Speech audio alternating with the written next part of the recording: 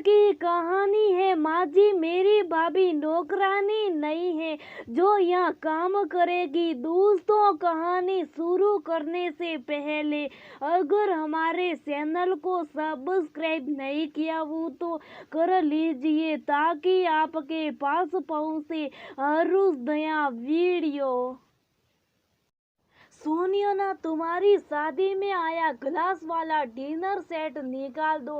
टीना की शादी में काम आएगा। तुम्हारी शादी के बाद से संभाल रखा था। ये सोचा था बहू लाती बेटी ब्याह दूंगी, पर जोग संयोग सब ईश्वर के हाथ है। आज 4 साल बाद जाकर उसका रिश्ता हुआ। मोहिनी ने अपनी बहू सोनिया से कहा। सोनिया की शादी के बाद से टीना की शादी के लिए तैयारियां शुरू हो गई थी, परंतु इकलौती बेटी के लिए अच्छे से अच्छे घर मिलने की जद्दोजहद में टीना 30 साल की हो गई। घर में बड़े इंतजार के बाद ही सही पर खुशियों का माहौल था। हर काम बेहतरीन तरीके से किया जा रहा था, कोई कमी न रहे। लड़की के पैदा होने से लेकर इस दिन का इंतजार बेसब्री से किया जाता है। उसकी शादी की खुशी माता पिता के चेहरे पर साफ झलकती है। बहू, तुझे जन्मदिन पर जो झुमके सगाई के बाद भेजे थे वो ले आ। वो वैसे भी टीना के लिए बनवाए थे, मोहिनी ने बहू से बोला। सोनिया ना लेकर आ गई। वो मन ही मन ये सोचकर मुस्कुरा भी रही थी। सगाई के बाद सोने के गिफ्ट सिर्फ अपनी रईसी दिखाने के लिए दिए जाते ताकि लड़की वाले समझ जाए किस हिसाब का घर है, कैसा लेन देन करना। सोनिया बेद सुलझी हुई विचारों वाले संपन्न परिवार की लड़की थी।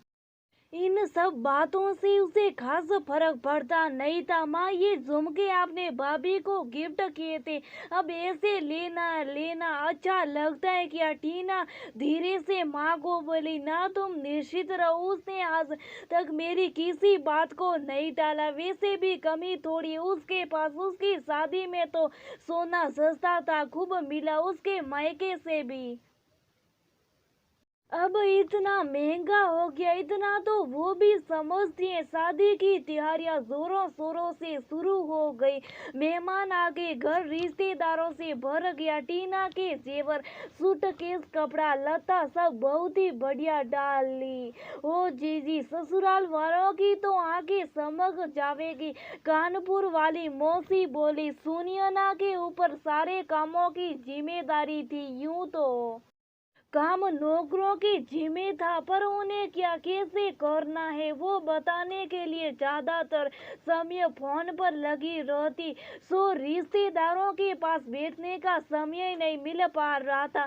टीना, तेरी भाभी को तो तेरे जाने की सबसे ज्यादा खुशी दिख रही। सब काम फटाफट निपटा रही। जौनपुर वाली बुआ ससमा ढाकर बोली। सोनिया के मायके से भाई भाभी आ चुके थे।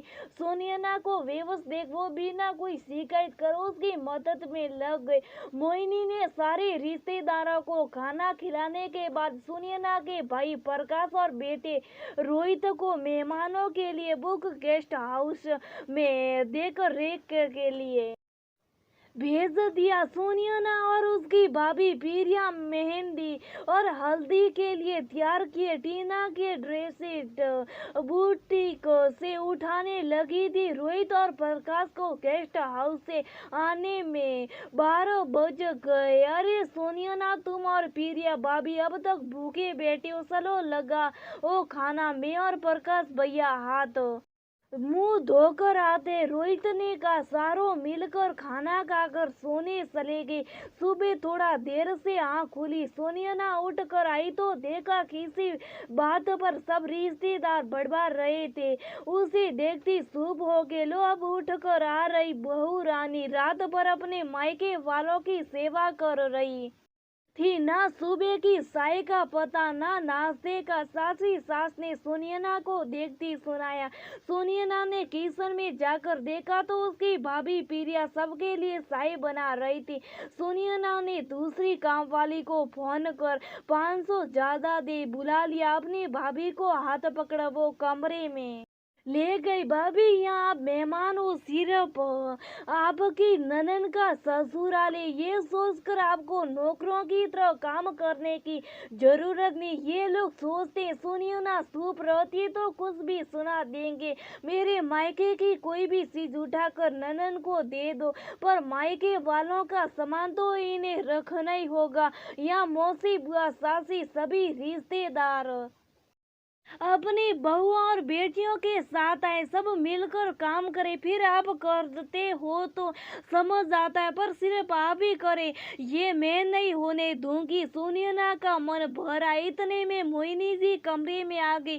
क्यों रे बहू, काम वाली को सीधा 500 ज्यादा देने का फैसला तूने मुझसे बिना पूछे कैसे ले लिया? बड़ा पैसा आ गया तेरे पास। मोहिनी जी गुस्से में बोली।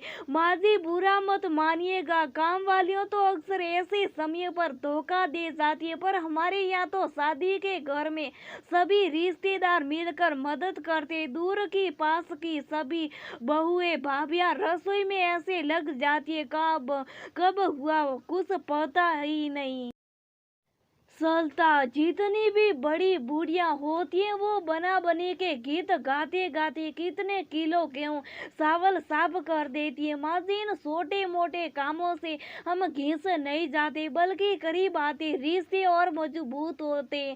प्रिया डरते डरते बोली। मोहिनी को प्रिया की बात सही लगने लगी।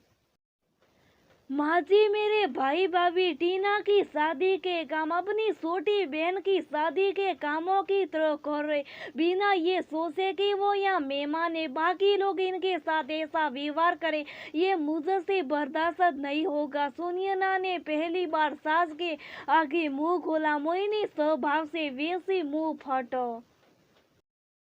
तेगुओं ने आंगन के बीच दरी बिछवाई और सभी को बैठकर मटर छीलने को कहा। देखते देखते हंसी मजाक करते करते कब नाश्ता खाना बन गया पता ही नहीं चला। शाम को मेहंदी की रस्म थी। सभी ने हरे रंग की ड्रेसेस पहने।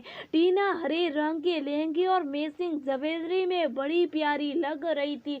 प्रिया और सोनिया दोनों ननद भाभी ने बहुत सुंदर डांस किया। टीना और आनंद परिणय सूत्रों में बंध गए।